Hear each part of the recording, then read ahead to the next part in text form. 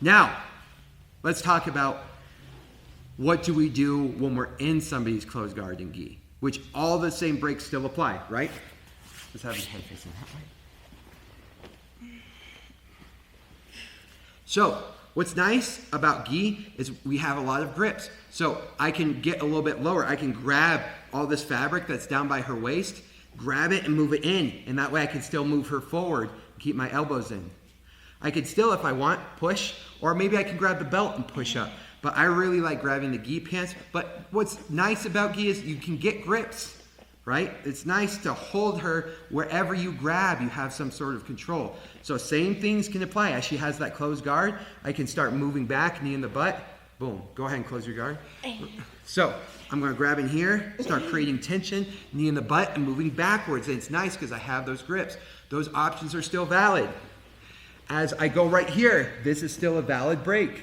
But let me give you an option as they're trying to break your posture forward. As I try to compress you forward, right? And maybe it's like, oh crap, because now she has the option to grab me from my chest. Where before she was trying to grab the back of the head, which might be a lot harder for her. But right here she can get grips and start to pull me down, okay? So I tell this one, I call this one the stink bug pass for the kids. But a lot of people call this the log cutter, but from now on we're just going to refer to it as the stink bug pass, okay?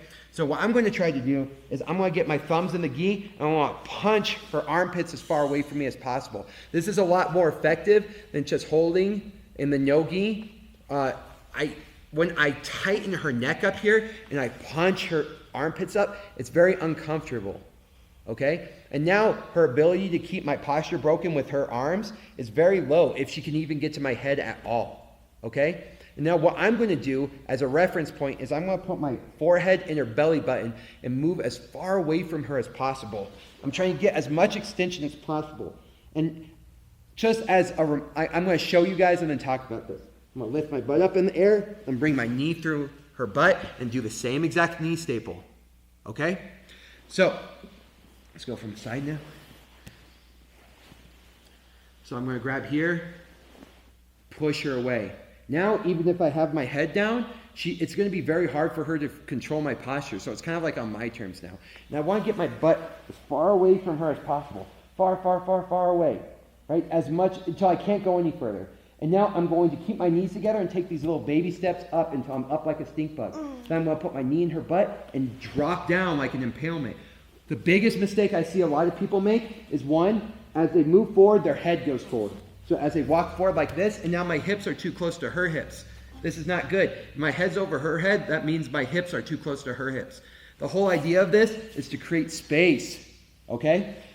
Now, the other thing is I need to keep my knees close together, and another huge mistake is I see people's foot up as they try to go through knee in the butt. So they get right here, and they start going like this.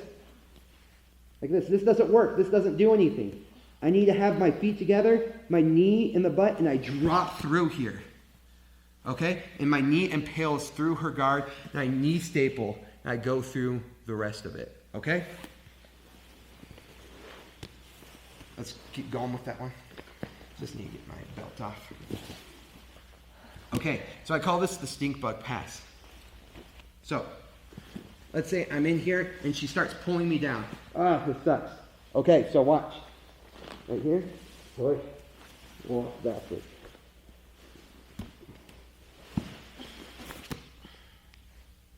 Nice, right? Stink bug pass, nice in the gi. So even though she's got grips in the gi, that means I also have grips in the gi. And that's a way I can kind of neutralize the threat, okay? And get my pass. And now I have a knee staple.